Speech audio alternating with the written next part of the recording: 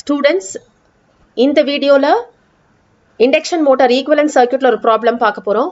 First question read பண்ணிக்கோங்க. A 50 HP 420 volt 3 phase 10 pole delta connected induction motor has R1 equal to 0.19 ohms, R2 equal to 0.29 ohms, X1 equal to X2 equal to 1.12 ohms, Rm equal to 143 ohms, Xm equal to 16.8 ohms, full load slip equal to 2.6%. Use the exact equivalent circuit and calculate rotor input, rotor copper loss per phase, stator current and power factor. First given data எழுதிக்கோங்க. Power output of the motor 50 HP. 50 HP watts convert பண்ணிக்கோங்க. 1 HP is equal to 746 watts. போட்டு convert பண்ணி வச்சுக்கோங்க. And the input voltage, line voltage is 420 volts. And since it is delta connected motor, input voltage oda phase value 420 volts தான் இருக்கும். Number of poles is equal to 10. Stator resistance R1 is 0.19 ohms. Rotor resistance R2 is 0.29 ohms.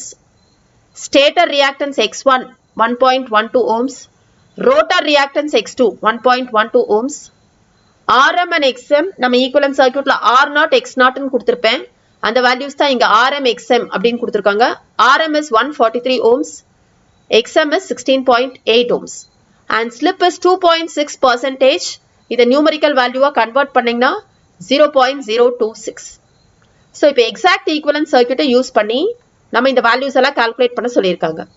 So exact equivalent circuitல என்னென்ன parameters இருக்குன்னு பாத்தீங்கன்னா இங்க input voltage ஓட phase value V1 phase, R1, X1, stator ஓட resistance and reactance. அதுக்கப்புறம் உங்களுக்கு magnetizing circuit வரும். R0, X0, இதோட values Rm, Xm, R0, X0 இது வேணா சொல்லிக்கலாம். இந்த பக்கம் rotor ஓட resistance and reactance referred to stator, R2 dash, X2 dash. And இங்க வந்து load resistance referred to stator, R2 dash into 1 by S minus 1.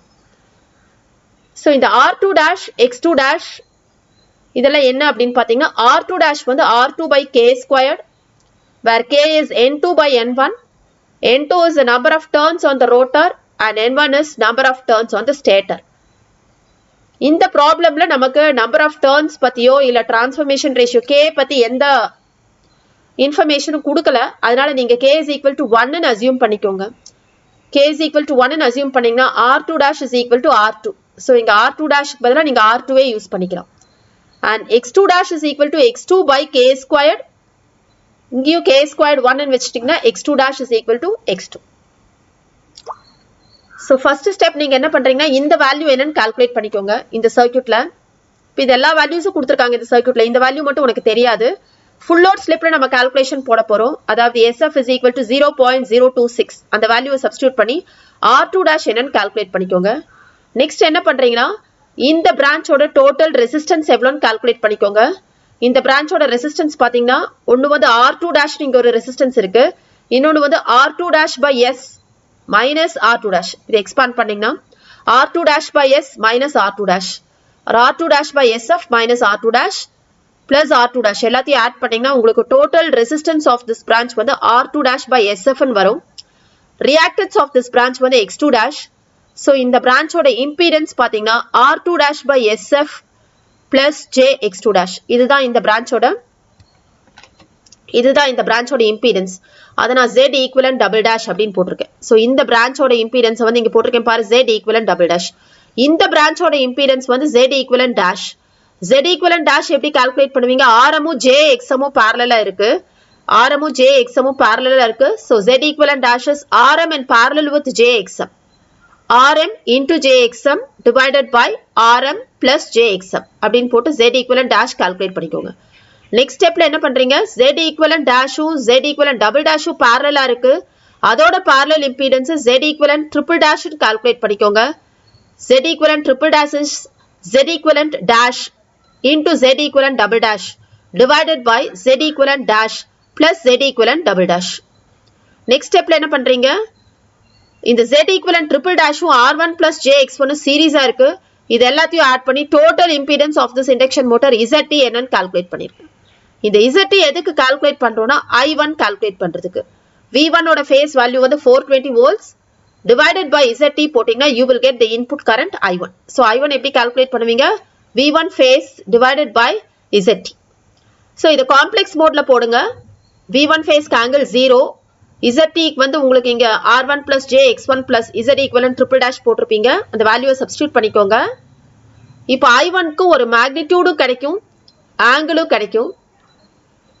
So I1 ஓட ஆங்கிள் வந்து 5.1. So input power factor will be cos 5.1. Input voltage ஓட angle வந்து 0. Input current ஓட angle வந்து 5.1. So voltageக்கும் currentக்கும் இடையில இருக்க ஆங்கிள்னு பாத்தீங்கன்னா 5.1 தான் வரும். So input power factor angle வந்து cos 5.1 போட்டு input power factor calculate பண்ணிக்கோங்க. Next rotor copper loss calculate பண்ண சொல்லிருக்காங்க.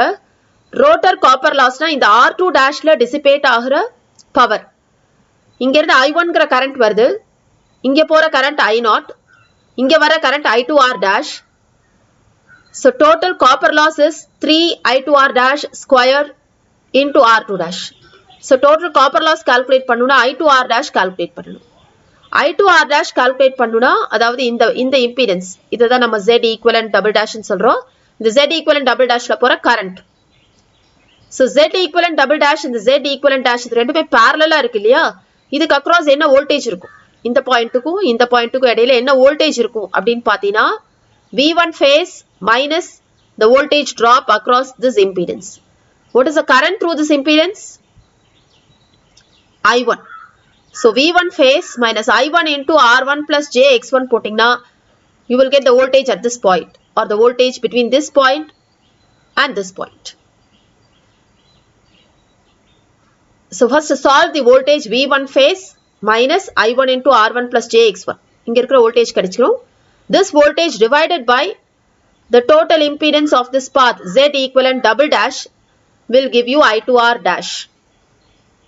So I2R dash is equal to 420 angle 0 minus I1 into R1 plus J X1 divided by Z equivalent double dash. So I2R dash தெரிஞ்சிச்சுனா 3 into I2R dash square into R2 dash போட்டு rotor copper loss solve பண்ணிக்கோங்க. Rotor copper loss per phase வேணும்னா total copper loss divided by 3. Next rotor input வேணும்னா rotor input is இந்த சர்க்யூட்ல இருக்க total resistanceல எவ்வளவு power dissipate ஆகுது. இந்த சர்க்யூட்ல இருக்க total resistance ன்னு பாத்தீனா R2 dash plus R2 dash by SF minus R2 dash முன்னாலே சொன்னேன் that is R2 dash by SF. So இந்த rotor circuitல ஓட total resistance எவ்வளவோ அந்த resistanceல dissipate ஆகுற power R2 dash by SFல dissipate ஆகுற power அதுதான் rotor input. So rotor input is 3 I2R dash square into R2 dash by SF. 3 I2R dash squared into R2 dash by SF போட்டினா you will get what is the rotor input. இல்லாட்டி rotor input இப்படியும் calculate பண்ணிக்கலாம். P2 is equal to PC divided by S. Rotor copper loss is equal to S times rotor input. இந்த relationship நம்ம முன்னாடியே பார்த்திருக்கோம். PC is equal to S into P2 or P2 is equal to PC by S. அதுல இருந்து P2 calculate பண்ணிக்கலாம். இந்த மாதிரி calculate பண்ணி பாருங்க. நான் சொன்ன மெத்தட்லயும் calculate பண்ணி பாருங்க. அதாவது 3 I2R dash square into R2 dash by SF போட்டு பாரு ரெண்டும் ஒரே ஆன்சர் தான் வரும். So rotor input calculate பண்ணிக்கோங்க. Mechanical power developed in the rotor வேணும்னா இந்த resistance தான் load resistance represent பண்ணுது. It represents the mechanical load applied on the motor. So loadக்கு எவ்வளவு பவர் போகுதோ அதுதான் வந்து உங்களுக்கு output power. So mechanical output power இல்ல mechanical power developed in the rotor PM.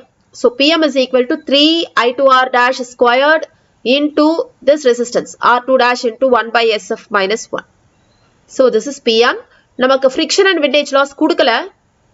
PM ல இருந்து friction and windage loss subtract பண்ணீங்கன்னா தான் P out கிடைக்கும். PN calculate பண்ணிக்கலாம். PN is 3. இந்த சர்க்யூட்டுக்கு வர input power வந்து 3 into V1 phase into I1 into input power factor angle cos 5.1. So efficiency is P out divided by PN into 100. So இந்த calculations எல்லாம் complete பண்ணி இந்த problem complete பண்ணிருங்க.